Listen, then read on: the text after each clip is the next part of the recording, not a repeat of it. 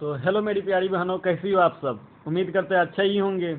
तो चलिए हम आप लोगों के साथ भौतिकी की क्लास 4 लेकर आ चुके हैं। तो फटाफट मेरे साथ आप लोग जुड़ जाइए, फटाफट कॉपी कलम निकाल कर तैयार हो जाइए अभी क्वेश्चन को सॉल्व करने के लिए। यहाँ पे हम लोग क्या करेंगे, वेरी वेरी इंपॉर्टेंट क्वेश्चन को यहाँ पे हम लोग सॉल्व करेंगे आज करेंगे। तो चलिए, जिस भी मेरी प्यारी बहनों का क्लास 1, क्लास 2, क्लास 3 छूट गया है तो घबराना नहीं है। उसके लिए क्या करना है, इसी वीडियो के डिस्क्रिप्शन बॉक्स में या इसी चैनल के प्लेलिस्ट में जा करके आप लोग क्लास 1, क्लास 2, क्लास 3 का क्लास एक बार जरूर देख लें। अगर जिस भी मेरी प्यारी बहनों को बिहार में बीटीएससी एनएम का नौकरी करना चाहती हो तो हमारे यहाँ एक बीटीएससी एनएम का स्पेशल कोर्स स्टार्ट कर दिया गया है। अधिक जानकारी के लिए दिए हुए नंबर पे एक बार आप लोग कॉल या मैसेज करके जरूर संपर्क कर लें। तो फिर देर किस बात की, उठाइए फ़ोन, फटाफट कॉल या मैसेज एक बार जरूर करके इसके बारे में अधिक से अधिक जानकारी जरूर लें। और इस ऐप का लोगो या इस ऐप के बारे में अधिक जानकारी भी चाहिए तो दिए हुए नंबर पे ही कॉल करके आप लोग क्या कर सकते हैं, जानकारी ले सकते हैं।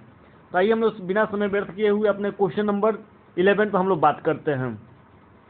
चलिए मेरी प्यारी बहनों, क्वेश्चन नंबर 11 में क्या बोला है, क्वेश्चन नंबर 10 तक हम लोग भौतिकी क्लास 3 में हम लोग क्या कर लिए हैं, कर चुके हैं। अगर जिसका भी छूट गया वो वहाँ पे जा करके एक बार जरूर देख लें। तो क्वेश्चन नंबर 11 में बोला है मेरी प्यारी बहनों, त्वरण ज्ञात करने का सही सूत्र क्या है। यानी कि त्वरण को किससे हम लोग डिनोट करते हैं। त्वरण को हम लोग डिनोट करते हैं ए से, स्मॉल से। ए बराबर क्या होता है, v minus you by T. यानी कि कहे तो त्वरण ए बराबर क्या होता है, त्वरण त्वरण त्वरण बराबर क्या होता है, अंतिम स्थिति भी को हम लोग क्या लिखते हैं, अंतिम स्थिति माइनस यू को हम लोग क्या लिखते हैं, प्रारंभिक स्थिति बाई समय बटा समय। यानी कि अंतिम स्थिति माइनस प्रारंभिक स्थिति बटा समय के अनुपात को हम लोग क्या बोलते हैं, त्वरण। इसको शॉर्ट फॉर्म में बोल देंगे तो क्या बोलेंगे, ए बराबर v minus you by T. यानी कि ए बराबर v माइनस यू बटा टी।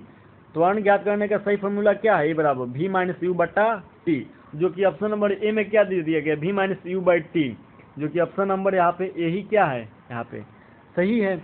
उम्मीद करते हैं अच्छे से समझ में आ गया होगा। तो चलिए मेरी प्यारी बहनों, क्वेश्चन नंबर 12 पे हम लोग बात करते हैं। चलिए मेरी प्यारी बहनों, क्वेश्चन नंबर 12 के बाद हम लोग क्या कर लेते हैं, हम पढ़ लेते हैं। बोला है क्वेश्चन नंबर 12 में पदार्थ के संवेग, ठीक है, और वेग। यहाँ पे कितना चीज दे दिया गया, 2 चीज दे दिया गया, संवेग और वेग। और तीसरा चीज यहाँ पे क्या बोला है, अनुपात। 3 चीज को हम लोग को यहाँ पे गौर से देखना है, संवेग, वेग और अनुपात में से कौन सी भौतिक राशि प्राप्त की जाती है, कौन सी भौतिक राशि प्राप्त की जाती है।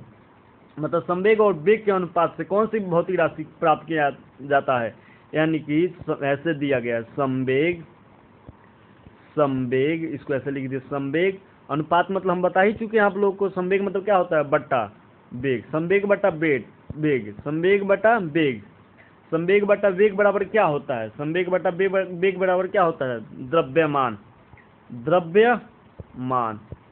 द्रव्यमान बराबर क्या होता है, संवेग बटा वेग। द्रव्यमान बराबर क्या होता है, संवेग बटा वेग। यानी कि जो कि ऑप्शन नंबर सी यहाँ पे क्या है, करेक्ट है।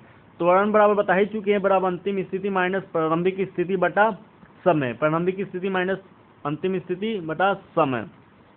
और बल बराबर क्या होता है, ये भी तो बता ही चुके हैं। वेग बराबर क्या होता है, विस्थापन बटा समय। वेग बराबर क्या होता है, विस्थापन बटा समय। सारे चीज को वेग बराबर क्या होता है अपने कॉपी में नोट डाउन कर लेना है। त्वरण बराबर क्या होता है भी नोट डाउन कर लेना, अंतिम स्थिति माइनस प्रारंभिक स्थिति बटा टाइम। द्रव्यमान बराबर क्या होता है, संवेग बटा वेग, जो कि यही हमारा ऑप्शन सी क्या सही है। बल बराबर क्या होता है, ये भी हम बता चुके हैं। इस चीज को क्या करना अपने कॉपी में एक बार नोट डाउन कर लेना जरूर। हो सकता है यहाँ पे संवेग वेग न दे करके यहाँ पे अंतिम स्थिति माइनस प्रारंभिक स्थिति बटा समय दे देता, पूछ देता है किसका भौतिक राशि प्राप्त करने का क्या है, अनुपात है। तो वहाँ पे ऑप्शन नंबर क्या हो जाता, बी यहाँ पे क्या होता, सही हो जाता। तो उम्मीद करते हैं अच्छे से समझ में आ गया होगा मेरी प्यारी बहनों। तो चलिए हम लोग क्वेश्चन नंबर 13 पर हम लोग बात करते हैं। चलिए मेरी प्यारी बहनों, क्वेश्चन नंबर 13 में दे दिया गया है, बोला है प्लांक में अचर में किसका आयाम होता है। प्लांक के अचर में किसका आयाम होता है। यहाँ पे सबसे पहला नोट फोकस करने वाला क्या था, आयाम, किसका आयाम होता है। तो हम लोग ऑप्शन पे बात कर रहे हैं। ऑप्शन नंबर ए में क्या बोला है, ऊर्जा। ऑप्शन नंबर बी में क्या बोला है, रेखीय गति। मतलब एक समान गति को हम लोग क्या बोलते हैं, सीधे पथ पर जो कोई ऑब्जेक्ट या कोई गाड़ी गतिमान होता है उसको हम लोग क्या बोलते हैं, रेखीय गति।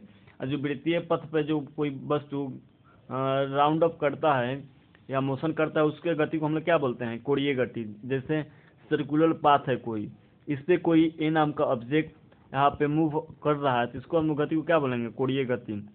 चौथा ऑप्शन क्या दे दिया गया, बल, जो कि इसका बोला है प्लांक में के अचल में किसका आयाम होता है, जो कि इसका ऑप्शन नंबर कौन सा होगा, कोणीय गति। ऑप्शन नंबर सी क्या है यहाँ पे, कोणीय गति, यही क्या होगा, सही होगा। प्लांक में अचल का आयाम क्या होता है, कोणीय गति का ही होता है। उम्मीद करता अच्छे से समझ में आ गया होगा। सारे क्वेश्चन का एक बार, एक question number 11, question number 12, question number 13 के एक बार क्वेश्चन नंबर 14, ऐसे करके सारे क्वेश्चन का ऑप्शन एक बार जरूर कमेंट बॉक्स में मेंशन करके जरूर मुझे बताइएगा, समझ में आ गया होगा तो। चलिए हम लोग क्वेश्चन नंबर 14 पे बात करते हैं। तो मेरी प्यारी बहनों, क्वेश्चन नंबर 14 में बोला है, यदि एक लड़की कहाँ बैठी है, झूले पे, यदि एक लड़की झूले पे बैठी स्थिति में झूला झूल रही है तो उस लड़की के खड़े हो जाने पे क्या प्रभाव पड़ेगा। मतलब क्या प्रभाव पड़ेगा, खड़ा हो गई, झूला झूल रही है, अचानक से झूले पे क्या हो गई, वो खड़ी हो गई, तो झूला पे क्या प्रभाव पड़ेगा। वही जो कि ऑप्शन नंबर ए में दे दिया गया है, कम हो जाएगा उसके दोलन, मतलब जो मूवमेंट ऐसे ऐसे कर रही थी उसका क्या होगा, कम होगा या अधिक हो जाएगा, या लड़की की ऊंचाई पर निर्भर करता है कि वो मतलब सरफेस से कितना ऊंचाई पे झूला पे वो क्या कर रही है, मूवमेंट कर रही है अपना, या अपरिवर्तित रहेगा। मतलब कहने का मतलब है कि कोई प्रभाव नहीं पड़ेगा उस पर। क्या होगा, जब लड़की अचानक से झूला झूल रही है उस पर क्या हो गई, लड़की खड़ा हो गई तो क्या होगा, उस पर खड़ा हो जाएगी तो क्या होगा, उसके जो आवृत्ति होगी दोलन का आवर्तकाल क्या होगा, कम हो जाएगा, झूला क्या होगा वहाँ पे, स्लो हो जाएगा। यानी कि जो कि ऑप्शन नंबर ए में क्या दे दिया गया है, कम हो जाएगा, जो कि ऑप्शन नंबर ए ही क्या होगा यहाँ पे, सही होगा। अधिक होगा नहीं, लड़की की ऊंचाई पे कोई निर्भर नहीं करता है, खड़ा होना या बैठने पे भी क्या करता है वहाँ पे निर्भर करता है, परिवर्तित तो रहेगा नहीं, क्योंकि खड़ा ही होगी तो क्या होगा, वो कम हो जाएगा। अगर बैठी रहेगी उस पर झूले पे तो क्या होगा, आवर्तकाल बढ़ता जाएगा। इसलिए ऑप्शन नंबर ए में क्या दे दिया, कम हो जाएगा, यही ऑप्शन नंबर ए ही क्या होगा यहाँ पे, सही होगा। अच्छे से उम्मीद करता अच्छे से समझ में आ गया होगा। चलिए मेरी प्यारी बहनों, क्वेश्चन नंबर हम लोग 15 पे हम लोग बात करते हैं। तो मेरी प्यारी बहनों, क्वेश्चन नंबर 15 बोला है कि घूर्णन करती एक गोल, यहाँ पर में नहीं गोल मेज होगा, ठीक, यहाँ पर थोड़ा इरर हो गया है, गोल मेज, यहाँ पे आप लोग एक बार जरूर इसको लिख लीजिएगा, क्या, गोल मेज, गोल मेज, गोल मेज पर अचानक एक लड़का आकर के बैठ जाता है, मेज के कोणीय गति पर क्या प्रभाव पड़ता है। अभी कोणीय गति हम आपको बताए हैं, कोणीय गति किस पे होता है, सर्कुलर पाथ पे, यानी कि वृत्तीय पाथ पर जो गति होता है उसको हम लोग क्या बोलते हैं, कोणीय वेग बोलते हैं या कोणीय गति बोलते हैं, उस पथ पे जो गति करता है। तो बोला है घूर्णन करती एक मेज पर, मतलब जो मेज है वो घूर्णन कर रहा है, जैसे हम लोग सर्कल वाला झूला देखते हैं जो पार्क में हमेशा गोल गोल घूमता रहता है। अचानक से एक लड़का आया दौड़ते दौड़ते उस झूले पर आकर क्या हुआ, बैठ गया, तो उस झूले का क्या होगा स्पीड, बोला है कि कम हो जाएगा, बढ़ जाएगा, या कोई प्रभाव नहीं पड़ेगा, जितना पे मतलब झूल रहा है या घूर्णन करना उतना ही पड़ेगा, या उसके बारे में कुछ नहीं कहा जा सकता है। तो यहाँ पर ऑप्शन तो हम लोग देख लिए। तो सबसे पहले लड़की वाला जो केस था वहाँ पे हम लोग क्या बताए थे कि लड़की जो मूवमेंट कर रही थी, झूला झूल रही थी, अचानक से खड़ी हो गई तो क्या हो गया, वहाँ पे कम हो गया, वहाँ पे कोई एक काम तो हुआ ना, बाहर कार्ड लगा। जिससे भी जो झूला है, झूल रहा है गोल मेज, तो वहाँ पे एक लड़का आया अचानक से बैठ गया, तो वहाँ पे कोई काम हुआ तो उसके स्पीड को क्या कर देगा, उसकी गति को कम कर देगा, उसकी गति को क्या कर देगा, कम कर देगा, यानी कि कम हो जाएगा उसका प्रभाव। तो यानी कि ऑप्शन नंबर ए में क्या दे दिया गया, कम हो जाएगा, जो कि यही ऑप्शन नंबर ए सही होगा। यहाँ पे ऑप्शन नंबर ए सही होगा। अगर झूला अपने विरामावस्था में होता, रुका होता, तो लड़का आकर के बैठ जाता, तो वहाँ पे क्या होता, कुछ प्रभाव नहीं पड़ता, कुछ प्रभाव नहीं पड़ता, या कुछ कहा नहीं जा सकता। हो सकता है कि वो मतलब स्पीड से दौड़ते आता तो क्या होता, वो मूवमेंट में आ जाता झूला, और रेस्ट में झूला होता, अचानक से बैठ जाता तो झूला रेस्ट मोड में ही क्या होता, रह जाता। इसलिए इसका ऑप्शन नंबर एक क्या होगा, कम हो जाएगा, यही सही होगा। तो चलिए मेरी प्यारी बहनों, उम्मीद करता अच्छे से समझ में आ गया होगा क्वेश्चन नंबर 15। तो चलिए हम क्वेश्चन नंबर 16 पर बात करते हैं। तो चलिए मेरी प्यारी बहनों, क्वेश्चन नंबर 16 में दे दिया गया है, बोला है क्वेश्चन नंबर 16 में, यदि किसी चली हुई वस्तु के वेग को दोगुना कर दिया जाए, मतलब जैसे कोई वस्तु है x स्पीड से वो क्या कर रहा है, चल रहा है, और इसके स्पीड को हम लोग क्या कर दें, दोगुना कर दें, यानी कि 2x कर दें, जैसे गणित के भाषा में हम लोग समझ रहे हैं इसको। तो बोला है उसका या उसकी त्वरण दुगुना हो जाएगी, गतिज ऊर्जा दुगुना हो जाएगी, गतिज ऊर्जा 4 गुना हो जाएगी, और भार दुगुना हो जाएगा। अगर कोई वस्तु स्पीड कर रहा है तो उसका स्पीड बढ़ा दे या घटा दे तो भार पे वहाँ पे क्या होता है, कोई प्रभाव नहीं पड़ता है, भार पे कोई प्रभाव नहीं पड़ता है। गतिज ऊर्जा दोगुने नहीं होगी, क्योंकि गतिज ऊर्जा का सूत्र क्या होता है, 1/2 mv², यानी कि 1/2 मास गुणे वेग स्क्वायर, 1/2 गुणे मास बटा वेग स्क्वायर, इस पर भी कोई प्रभाव नहीं पड़ता है। त्वरण दुगुना हो जाएगा, त्वरण पे भी कोई प्रभाव नहीं पड़ता है, क्योंकि अंतिम स्थिति माइनस प्रारंभिक स्थिति बटा समय दे दिया गया है। इसमें समय से क्या किया जाता है, कोरिलेट किया जाता है, इसलिए ऑप्शन नंबर ए पे और ऑप्शन नंबर बी पे और ऑप्शन नंबर डी पे भी कोई प्रभाव नहीं पड़ेगा। इसलिए इसका करेक्ट आंसर क्या हो जाएगा, ऑप्शन नंबर सी क्या बचा, रेस्ट बच गया, इसलिए ऑप्शन नंबर सी ही सही है यहाँ पे ऑप्शन। गतिज ऊर्जा 4 गुनी हो जाएगी, क्योंकि वेग दुगुनी है तो गतिज ऊर्जा 4 गुनी हो जाएगी। 2v का स्क्वायर मतलब 2 दूना 4, ऐसे ही दिख रहा है 2 का स्क्वायर यानी कि 4 दोगुना, ऐसे ही यहाँ पे दे दिएगा। गतिज ऊर्जा सपोज 1 है, अगर इसका स्पीड बढ़ा दिए दुगुना कर दे तो 1 का 2 हो जाएगा, 2 का स्क्वायर 4 हो गया, 4 गुना हो गया, इसलिए ऑप्शन नंबर सी यहाँ पे क्या होगा, सही होगा। उम्मीद करते हैं अच्छे से समझ में आ गया होगा। अगर समझ में आ गया होगा तो कमेंट बॉक्स में एक बार जरूर मेंशन करके बता दीजिएगा। तो चलिए हम लोग क्वेश्चन नंबर 17 पे बात करते हैं। चलिए क्वेश्चन नंबर 17 में बोला है कि किसी पिंड के द्रव्यमान, मतलब पिंड मतलब बोले तो किसी वस्तु का द्रव्यमान तथा उसके भार में अंतर होता है, क्योंकि मतलब बोला है किसी पिंड के या किसी वस्तु के द्रव्यमान और भार में अंतर मतलब घटता है या बढ़ता है, क्यों, इसका क्या रीजन है, इसके पीछे क्या वजह है। तो ऑप्शन नंबर ए में बोला है कि द्रव्यमान अपरिवर्तित होता है जबकि भार स्थिर होता है, ठीक है। ऑप्शन नंबर बी में बोला है द्रव्यमान स्थिर रहता है जबकि भार अपरिवर्तित रहता है। ऑप्शन नंबर सी में बोला है कि दोनों सत्य है, मतलब कहने का मतलब दोनों तो सत्य हो नहीं सकता है, क्योंकि यहाँ पर दोनों का अलग अलग कंडीशन बोला है, भार अपरिवर्तित रहता है और यहाँ पे भार स्थिर रहता है, दोनों कंडीशन दे दिया गया है। और ऑप्शन नंबर डी में क्या दे दिया गया है, दोनों गलत है। ऑप्शन नंबर डी में क्या दे दिया गया है, दोनों गलत है, इसलिए ऑप्शन नंबर क्या बोला है, बी। ऑप्शन नंबर बी को हम लोग देखते हैं, द्रव्यमान स्थिर रहता है जबकि भार अपरिवर्तित रहता है। भार अपरिवर्तित रहता है, भार क्या होता है, भार जितना बॉडी का होता है उसका क्या होता है, कभी भी किसी कंडीशन में चेंज नहीं होता है, और जो द्रव्यमान होता है वो क्या होता है, हमेशा चेंज होता रहता है, हमेशा चेंज क्या होता है, हमेशा चेंज होता रहता है, जो कि ऑप्शन नंबर बी क्या हो गया यहाँ पे सही होगा। किसी वस्तु का द्रव्यमान अपरिवर्तित नहीं होता है, क्योंकि क्या होता है, परिवर्तनशील होता है, हमेशा बदलता रहता है द्रव्यमान।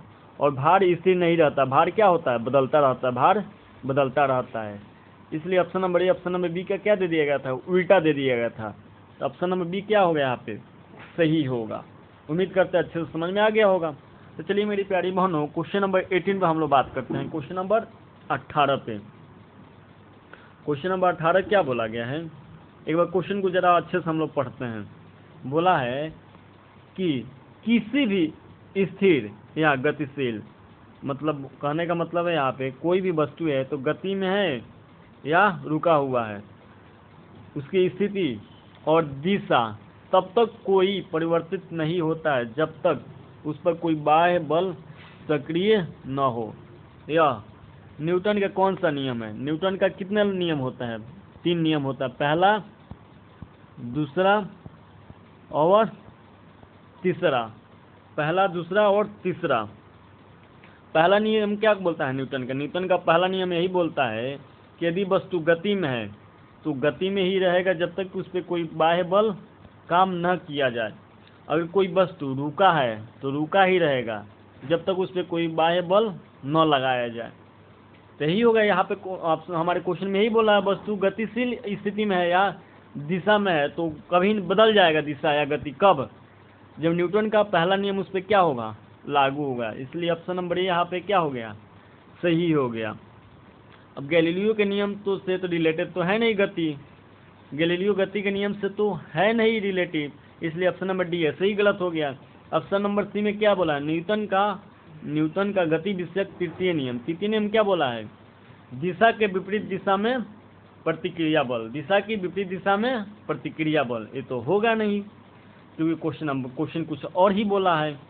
और question number B, option number B में बोला है न्यूटन की गति विषयक द्वितीय नियम भी फॉलो नहीं करता है, इसलिए ऑप्शन नंबर यहाँ पे ये क्या होगा, जब तक कोई वस्तु गति में है तो गति में ही रहेगा जब तक उस पर कोई बाह्य बल न लगाया जाए। अगर कोई वस्तु विरामावस्था में है तो विरामावस्था में ही रहेगी, या रुकी हुई है तो रुकी हुई रहेगी जब तक उस पर कोई बल न लगाया जाए, यही बोला है ना क्वेश्चन में, इसलिए इसका ऑप्शन नंबर ए क्या होगा, सही होगा, ऑप्शन नंबर ए सही होगा। न्यूटन का गति का कौन सा नियम इस पर लगता है, न्यूटन का गति का पहला नियम लगता है, NEWTON, न्यूटन का कौन सा नियम, पहला नियम। तो उम्मीद करते हैं अच्छे से समझ में आ गया होगा। तो चलिए मेरी प्यारी बहनों क्वेश्चन नंबर 19 पे हम लोग बात करते हैं। चलिए मेरी प्यारी बहनों क्वेश्चन नंबर 19 को एक बार हम लोग पढ़ लेते हैं। क्वेश्चन नंबर 19 बोला है किसी असंतुलित बल, जैसे यहाँ पे दे दिया गया क्या है, यहाँ पे हम क्वेश्चन को देखते हैं, असंतुलित बल और दूसरा क्या होता है, संतुलित। पहला क्या होता है, असंतुलित बल,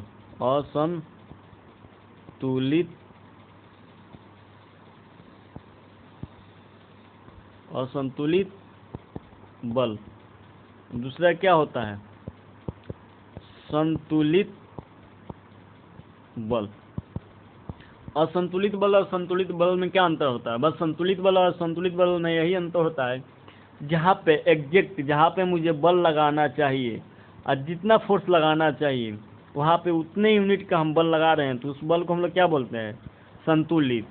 और संतुलित मतलब जहाँ पे बल बैलेंस ना हो, यानी कि जैसे हमको लगाना है 2 यूनिट का बल, लग रहा है 3 यूनिट का बल, लगाना है 3 यूनिट का बल, लग रहा है वहाँ पे 2 यूनिट का बल, वहाँ पे उस बल को हम लोग क्या बोलते हैं, असंतुलित बल। यहाँ तो समझ गए आप लोग, संतुलित बल असंतुलित बल। अब क्वेश्चन का आंसर आप लोग अच्छे से दे सकते हैं, उम्मीद करते हैं अब समझ में आ गया होगा क्वेश्चन आंसर। तो चलिए क्वेश्चन में वो क्या बोला है किसी असंतुलित बल, ठीक है, यहाँ तो समझ गया असंतुलित बल क्या होता है, द्वारा किसी पिंड में उत्पन्न त्वरण, यहाँ पे कंडीशन फिर दे दिया गया, उत्पन्न त्वरण आगे कौन सा सेंटेंस क्या करेगा, इसको कंप्लीट करेगा सेंटेंस को। ऑप्शन नंबर ए में दे दिया गया है बल के व्युत्क्रमानुपाती होता है, बल के व्युत्क्रमानुपाती। और दूसरा क्या दे दिया गया, ऑप्शन नंबर बी में बोला है बल के अनुक्रमानुपाती। ऑप्शन नंबर सी में क्या बोला, बल के प्रभाव से स्वतंत्र होता है, मतलब इसमें कोई बल नहीं लगता है, बल से कोई प्रभाव नहीं पड़ता है। और ऑप्शन नंबर डी में क्या बोला है, शून्य होता है, शून्य मतलब कोई बल ही नहीं लग रहा है तो वहाँ पे शून्य होगा। लेकिन यहाँ पे एग्जैक्ट आंसर क्या हो गया, यहाँ पे जो असंतुलित बल होता है किसी पिंड पे उत्पन्न त्वरण को किससे हम लोग डिनोट करते हैं, ए से। ए बराबर क्या होता है, v माइनस यू बटा टी, यानी कि ए बराबर v माइनस यू बटा टी, अंतिम स्थिति माइनस प्रारंभिक स्थिति बटा समय। यानी कि जो कि ऑप्शन नंबर 19 में बी में क्या बोला है, बल के अनुक्रमानुपाती है, एक दूसरा होता है व्युत्क्रमानुपाती, अनुक्रमानुपाती और दूसरा क्या होता है, व्युत्क्रमानुपाती। तो ऑप्शन नंबर यहाँ पे बल के क्या होता है, वो अनुक्रमानुपाती होते हैं, त्वरण क्या होता है, बल के अनुक्रमानुपाती होता है। एफ बराबर क्या होता है, एफ बराबर एम में मास गुणा द्रव्यमान, यानी कि त्वरण यहाँ पे बोला है तो ए बराबर क्या होगा, एफ बटा एम, यानी कि बल बटा द्रव्यमान। यानी कि देखिए अनुक्रमानुपाती है बल बराबर बल के अनुक्रमानुपाती मिल गया यहाँ पे, डायरेक्टली प्रोपोर्शनल टू, इसलिए यहाँ पे ऑप्शन नंबर बी क्या होगा, यहाँ पे सही होगा, ऑप्शन नंबर बी क्या होगा, सही होगा। उम्मीद करता है समझ में आ गया होगा। तो मेरी प्यारी बहनों चलिए क्वेश्चन नंबर 20 पे हम लोग बात करते हैं। मेरी प्यारी बहनों क्वेश्चन नंबर 20 क्या बोला है, क्वेश्चन नंबर 20 बोला है कि न्यूटन के गति के तीसरे नियम के अनुसार, ठीक है, न्यूटन के कौन सा नियम, तीसरा नियम क्या बोलता है, तीसरा नियम क्या बोलता है, क्रिया के विपरीत दिशा में प्रतिक्रिया, क्रिया के विपरीत दिशा में प्रतिक्रिया। जैसे नाव से हम लोग कूदते हैं, तो जितना हम आगे की तरफ बढ़ते हैं उतना ही नाव कितना बढ़ती है पीछे की तरफ, उतना ही डिस्टेंस क्या करती है, वो कवर करती है। तो मतलब गति के विपरीत दिशा में प्रतिक्रिया, इसको हम लोग क्या बोलते हैं, न्यूटन ने कौन सा नियम, तीसरा नियम यही बोलता है ना, विपरीत दिशा में प्रतिक्रिया। ठीक है, हम लोग क्वेश्चन को पढ़ लेते हैं, यहाँ पे अच्छे से समझ में आ गया होगा। तीसरा नियम बोल दिया तो बोला तीसरे नियम के अनुसार क्रिया तथा प्रतिक्रिया, अभी बता दिए। जितना हम लोग क्रिया करेंगे, क्रिया मतलब जितना हम लोग काम करेंगे, जितना बल लगाएंगे, जितना फोर्स आगे की तरफ धक्का देंगे, उतना ही बल से हम लोग को पीछे की तरफ क्या मिलेगा, धक्का मिलेगा। प्रतिक्रिया, क्रिया प्रतिक्रिया भी हम बता चुके हैं यहाँ पे, ये भी पता चल गया स्टेटमेंट। संबंध बल, ठीक है। अब ऑप्शन नंबर ए पे क्या बोला है, हमेशा एक ही वस्तु पर लगे होने चाहिए। और ऑप्शन नंबर बी में क्या बोला है, भिन्न भिन्न वस्तु पर लगे होना चाहिए। लेकिन जो क्रिया प्रतिक्रिया वस्तु लगता है वो किस पे लगता है, दो वस्तुओं पर लगता है। क्रिया और प्रतिक्रिया कितने वस्तु पर लागू होता है, दो वस्तु पर लागू होता है, न्यूटन का तीसरा नियम।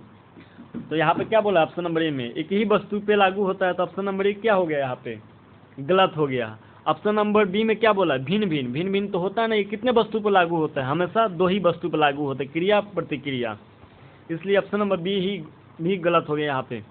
ऑप्शन नंबर सी में क्या बोला, हमेशा भिन्न भिन्न वस्तुओं पर ही लगे होने चाहिए, हमेशा भिन्न भिन्न वस्तुओं पर ही क्या होगा, वहाँ पे लगे होने चाहिए। आप कंडीशन दे दिया गया है कि होने चाहिए, यानी कि ऑप्शन नंबर सी क्या होगा, यहाँ पे सही होगा। ऑप्शन नंबर सी क्या होगा, सही होगा। तो ऑप्शन नंबर डी में क्या बोला, का परिभाषा बराबर होना जरूरी नहीं है, किंतु दिशा समान होना चाहिए। कोई जरूरी नहीं कि दिशा समान ही होगा, कोई जरूरी नहीं है कि दिशा क्या होगा, यहाँ पे समान ही होगा। डायरेक्शन समान नहीं होना भी चाहिए, हो सकता है समान भी हो सकता है डायरेक्शन, इसलिए हमेशा भिन्न भिन्न वस्तुओं पर लगे होने चाहिए। ऑप्शन नंबर क्या हो गया यहाँ पे, सी क्या हो गया यहाँ पे, सही होगा।